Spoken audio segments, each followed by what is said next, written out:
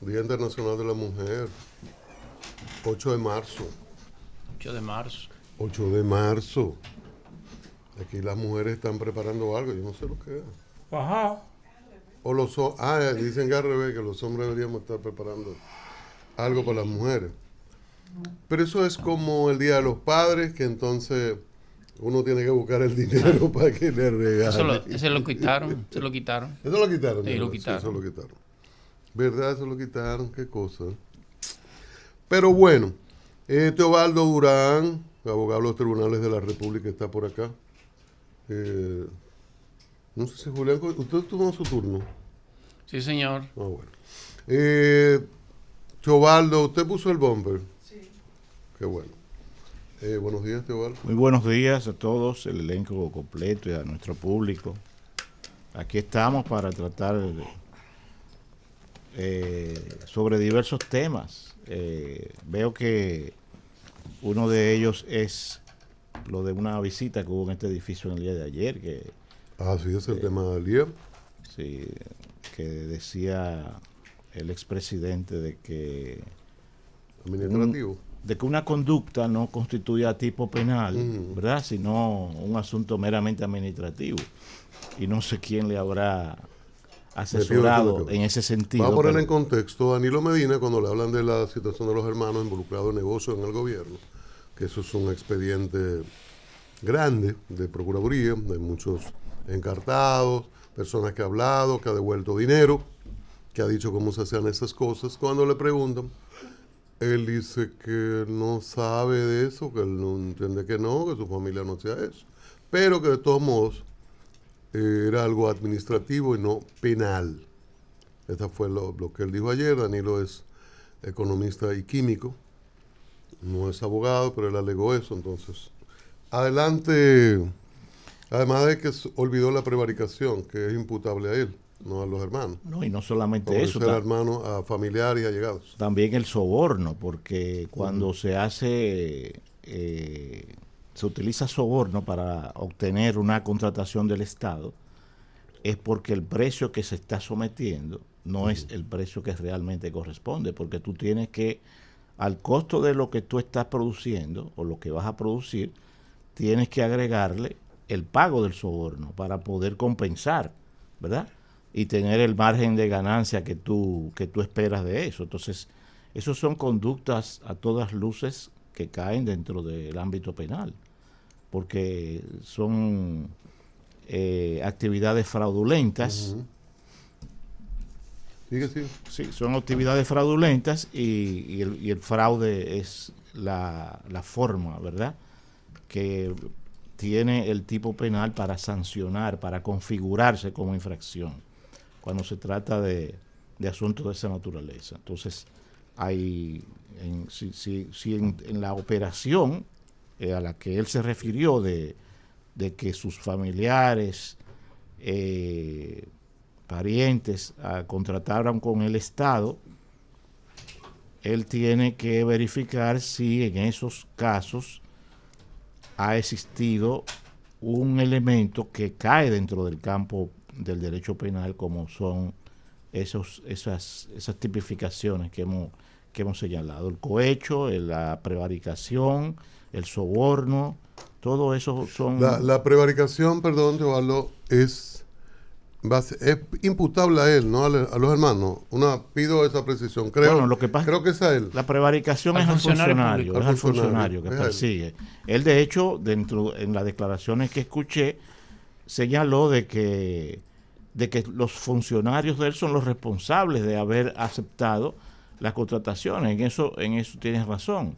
En ese caso sí quería preguntarle, porque ya en ese caso la negociación es con el ministerio o la dirección que sea, el funcionario. Y el funcionario que está al frente de ese ministerio o de esa dirección sería el responsable. Es correcto. No el presidente. Pero el que llegaba, y no nos vamos a caer mentirita, el que llegaba era el hermano Danilo Medina. El que abría puerta, la que abría puerta era esa titularidad.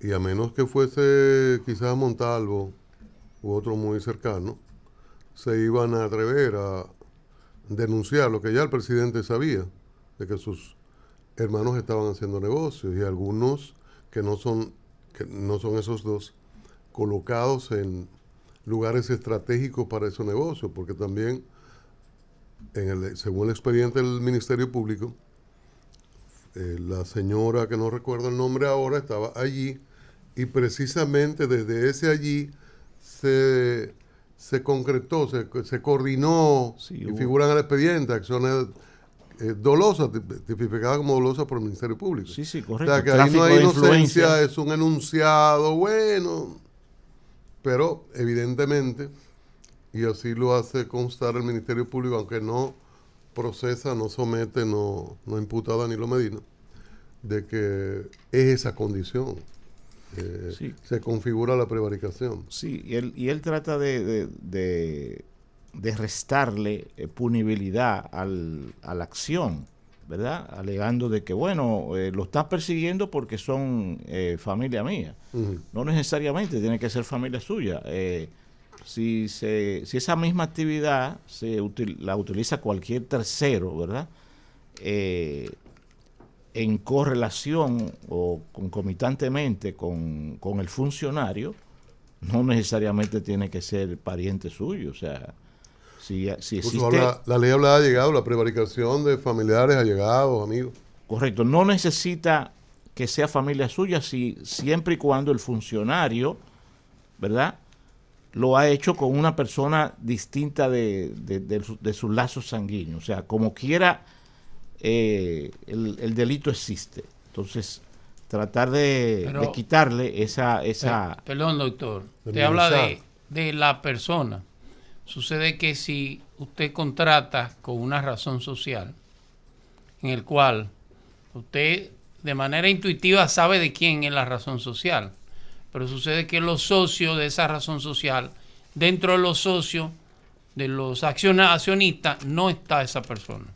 Es verdad que usted tiene la intuición de que está contratando con él, pero desde el punto de vista administrativo, desde el punto de vista judicial, contra quien puede ir esa acción penal es contra esos accionistas. En ese caso él estaba en todas las compañías.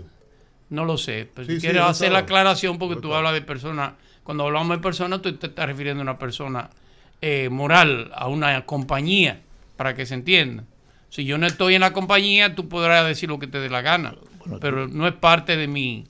El que ha contratado, contrató con una empresa en el cual yo no tengo acciones. Sí, pero tú pudieras no estar en la compañía y ser la persona que gestiona. Sí. O sea, la persona a quien la compañía utiliza o que esa persona utiliza la compañía, ¿verdad?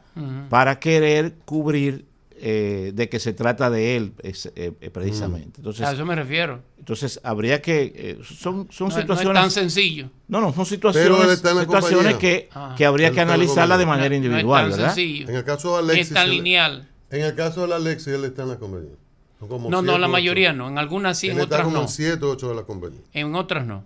Pero entonces, pudiera no estar en la compañía. Sí, está bien. Es lo que te quiero decir. Y Claro. si él es la persona que hace la gestión, ¿verdad?, frente al funcionario, pues evidentemente que ahí hay una conducta de índole penal, tanto contra el funcionario como contra él, porque es lo que te digo, o sea, son negocios que no... Contra él no es funcionario. Sí, tú no puedes acusarlo de prevaricación. No, perfecto, porque no solamente estamos hablando de prevaricación, la prevaricación es una de las infracciones. Tú podrías acusarlo de sobreprecio, o de falta de entrega del producto, o de mala calidad del producto. Sí, pero o sea, hay muchas variables que tú pudieras hacerlo, pero tienes que concatenarlo, que quiero dejarte dicho. Sí, pero cuando tú sabes que tenemos... Yo presumo, perdóname, que las empresas son de fulano porque las empresas tienen la misma dirección social, por ejemplo, o porque los accionistas, qué sé yo, no es tan fácil probarlo, lo que quiero dejarte dicho. Sí, pero recuerda que además de la calidad de la persona, tenemos un tipo penal que sanciona el hecho de que 2 o más personas se pongan de acuerdo para la comisión de crímenes, crímenes, ¿verdad? Sí. Que es la llamada asociación de malhechores. Entonces, es como te digo, la mayor responsabilidad cuando se trata de delitos contra la cosa pública es contra el funcionario, ¿verdad? es contra el funcionario. Los demás son personas que participan dentro de la operación criminal, Claro. y eso no escapa del ámbito, Otra cosa, del ámbito muy bien, penal. Es lo que estamos diciendo. contrataste bajo ese esquema que plantea. Bueno, pero de la contratación, ¿qué está mal? Tú necesitas un auditor oficial que se llama Cámara de Cuentas, que te establezca el tipo penal o la infracción que se ha cometido en ese sentido. Aunque hay la capacidad probatoria ya no solamente Cámara de Cuentas, pero sin ese informe de Cámara de Cuentas te da trabajo. Claro, hay otros elementos, pero ese es importante y en la mayoría de ellos no lo tienen. Sí, ya eso va dentro de lo que es el análisis de las pruebas, ¿verdad? Y de la acusación. Pero es como tú dices, el informe de la Cámara de Cuentas lo que hace es una auditoría, y no es el único órgano que puede realizar auditorías. Oficialmente sí. Es el órgano externo. Bueno, sí, pero El resto es... No, el resto no tiene validez. Mira, No Julián, tiene, perdón, oficial. Y la mira, está bien, asignación te voy a poner lo que Una pregunta. sucede en la práctica, Déjame decir lo que dice la en los acusación. tribunales. La tipificación que hace el Ministerio Público. Los tipos penales, asociación de malhechores, estafa contra el Estado, desfalco, complicidad para desfalco, soborno activo y pasivo, Bueno. uso de documentos falsos, financiamiento ilícito de campañas políticas, tráfico de influencia, lavado de activos. Las empresas en las que se citan a Supply Corporation, Dominical Supply Full American, Dominicana SRL, Globus Eléctrica, incluyen también coalición de funcionarios, esos son los funcionarios, concusión, tráfico de influencia, falsedad en escritura pública, así como falsamiento y omisión en la declaración jurada, enriquecimiento ilícito, prevaricación, uso de prestanombres y testaferrato. Ha habido muchas personas que han testificado en ese sentido. Ahí sí. Y Pagán, por ejemplo, el de hoy soy, Pagán devolvió dinero y Pagán dio no explicaciones solamente. de ese contacto con Alex, de cómo lo instruía. Disculpen, también hay unas unidades en cada institución pública de la Contraloría General de la República. ¿Cómo sirve eso? ¿Es solamente verificador? Para nada sirve. No, pero yo digo, Mira, yo no lo diría así en tan un proceso... tan amplio, Para Julián. nada. Para caer preso. ¿Tan absoluto? No, porque es que tú tienes que ver cuál es la utilidad de la prueba frente al juez. Lo que pasa es que el Contraloría es control interno. Para tú... Sí, pero hay mucha información que el Ministerio Público la puede usar. Perdóname. Para Eso tú sí, para pagar... A eso me refiero yo. Vamos a hablar No administrativo. sirve como prueba concluyente ante el juez, pero una información importante. Perdóname, sí, innegablemente. Ahora, para tú pagar un libramiento, Sí, exacto. pasa por Contraloría. Si pasó por Contraloría y Contraloría encontró que tu libramiento es correcto y se te pagó, no puede Contraloría ser la que se contradiga y diga, no, lo que yo pagué está mal. Yo ahora lo audito y me doy cuenta que... O sea, el auditor externo a la función pública es Cámara de Cuentas. Cámara de Cuentas. ok. Contraloría debe evitar el pago. Entiendo. Porque el pago se hizo. Es Evitar tan culpable como el que lo hizo. se dé, por ejemplo, la Claro. violación, entiendo. Mira, Julián. Por eso las auditorías del gobierno no tenían sentido. Sí. Mira, Julián, el INASIF.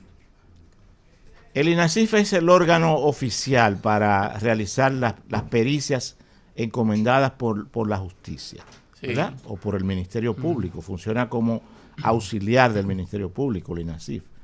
Y tú te encuentras con experticia que realiza el INASIF, ¿verdad? Dando una opinión con respecto a un tema que es contrapuesta frente a una experticia privada, ¿verdad? Puede ser en caligrafía, etcétera.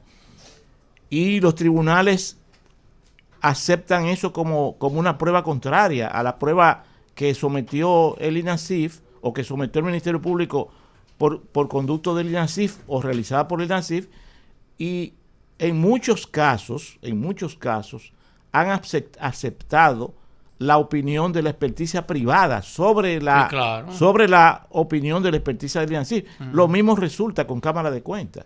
O sea, la Cámara de Cuentas lo que realiza es una auditoría y no es el único el único órgano que puede realizar auditoría, porque hay empresas privadas que se dedican a realizar auditoría. ¿Que lo decide quién que lo haga la empresa privada? El juez. Perfecto. Pero el juez puede perfectamente claro, valorar entre la credibilidad de la experticia privada, claro, y la credibilidad de la experticia pública, realizada sea por la Cámara de Cuentas, por el NACIF o por cualquier otro instituto oficial, como tal y como tú has señalado. Entonces, en efecto, habría que analizar todos esos factores para determinar a cuál de ellos se le daría el valor probatorio, pero eso no tiene nada que ver con la imputabilidad. Estamos hablando de la imputabilidad de la conducta, ¿verdad? Para ser perseguible el hecho. Y evidentemente que aquí ha habido una opinión poco profesional sobre el tema, ¿verdad? Al quererle restar a ese tipo de conducta el hecho punible. Y verlo nada más como un asunto meramente administrativo. Correcto. Teobaldo, ese caso es muy importante. A mí me gustaría también tocar otro contigo. De hecho, te mencioné en mi comentario que venía la consulta porque ante el fallecimiento de la estudiante Nicole Reyes Gómez, estudiante que se iba a graduar ahora en abril en INTEC. Hay un accidente de tránsito y se responsabiliza a Raquel Guzmán de haberla atropellado, fallece. Entonces hay una ley que estipula, ¿verdad?, cuando la persona muere o hay varios fallecidos, y ver que ellos incluso han acusado al Ministerio Público de no haber actuado, la familia, tanto el padre como los hermanos, de no recabar las pruebas y no actuar de manera que ellos se sienten legalmente protegidos. Igualmente, todavía la medida de coerción no se ha podido ver porque aparentemente la familia también ha objetado cómo se ha conducido el proceso. Y la joven está detenida en lo que es similar a casa del conductor, la señora Raquel Guzmán, que además dicen que es la esposa de un legislador. Y ellos temen... De un ex legislador. Un ex legislador y ex regidor también. Entonces ellos temen y dicen que los familiares de la señora Guzmán están manejando posibles influencias para que no haya la responsabilidad legal que corresponde. Mira, esos son hechos de sangre que causan mucho dolor, sí, ¿verdad? La pérdida de la vida humana, el aprecio que tiene que se tiene con esa persona, pero hay algo que no podemos dejar de ver. O sea, se trata de hechos involuntarios.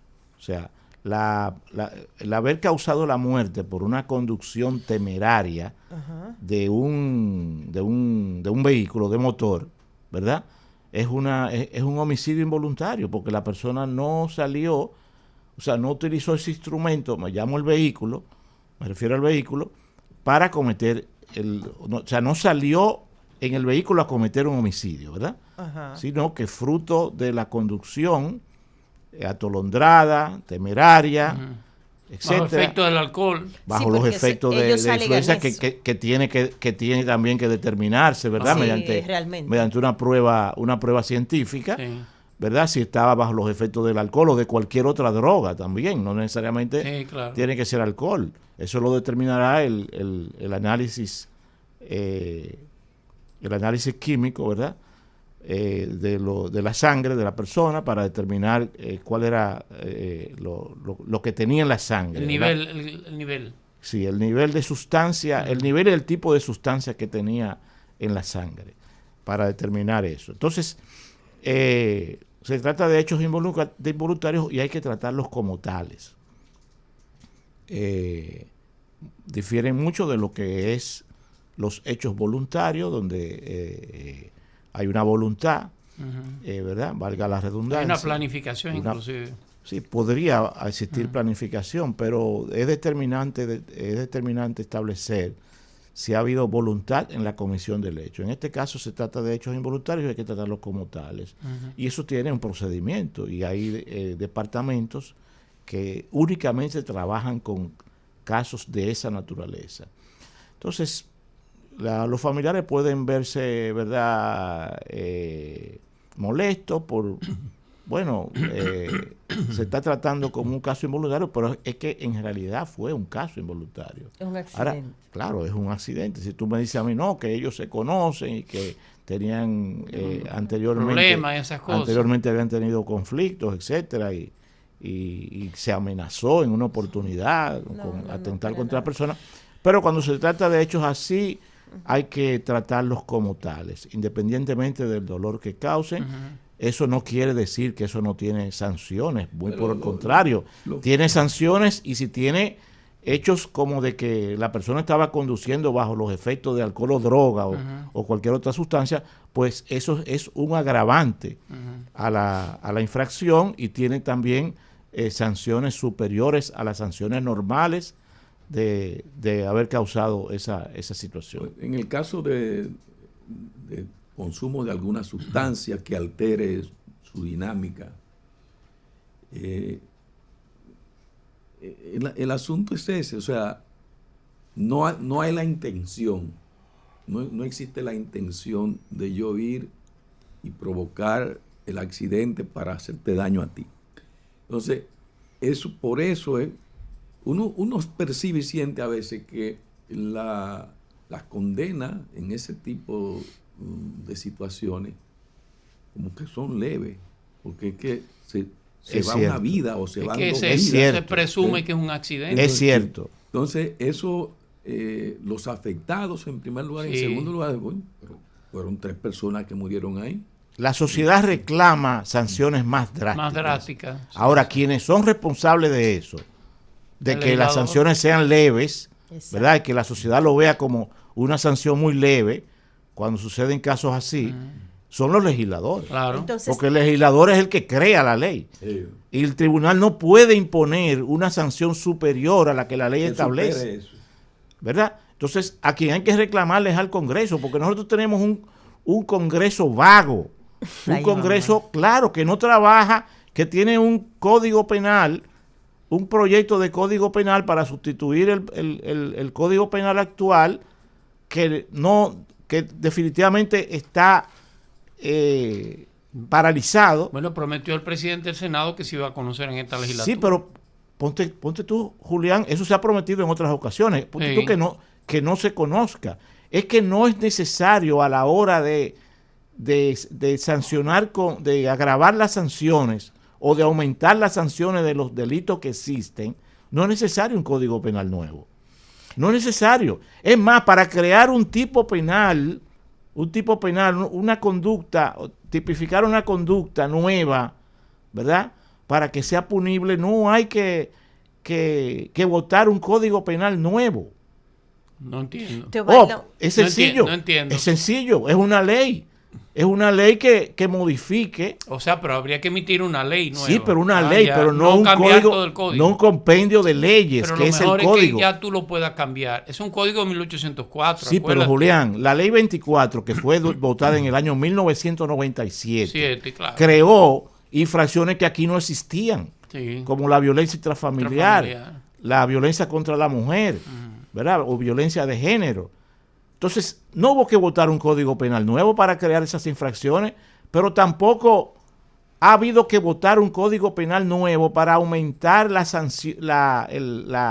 sanciones que existen contra una infracción, ¿verdad? Y eso perfectamente cualquier legislador puede someter un proyecto de ley para dar respuesta a la sociedad. Pero ya está el código.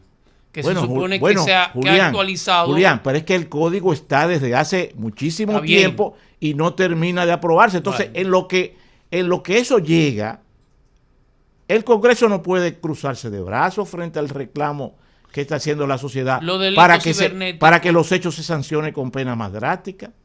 Claro. O sea, el legislador no puede cruzarse de brazos a decir, bueno, hay un código penal y hasta que ese código penal no se apruebe, las sanciones seguirán siendo las mismas para los tipos penales que tenemos. O sea, eso es una conducta reprochable del legislador. El legislador tiene la facultad de someter proyectos de leyes para aumentar las penas contra los tipos no, y penales ya castigar existentes. nuevos delitos. El tema del lavado de activos. Exacto. El tema de la ley de extinción de dominio. En ese sentido, a mí me gustaría que, grosso modo, pudieras resumir, Teobaldo, cuál es la sanción que realmente se estipula en la ley para el caso de accidente y fallecimiento. Bueno, ahí habría que determinar lo de las agravantes. No te tengo el dato preciso ahora, porque se trata de una legislación muy especial. Sí, sí, ¿verdad? De 2 a 5 años, con todas las agravantes. Yo tengo aquí, con todas las agravantes. sí. Sería el bueno. máximo de 2 a 5 años. Sí, sí, Bueno, es el entonces máximo. cuando hay circunstancias agravantes, pues usualmente es, si no está establecido textualmente, pues se sanciona con el máximo de la pena establecida dentro del rango, ¿verdad? Porque lo que hace el legislador es que crea rangos de sanciones para que los tribunales lo apliquen dependiendo de las circunstancias del hecho.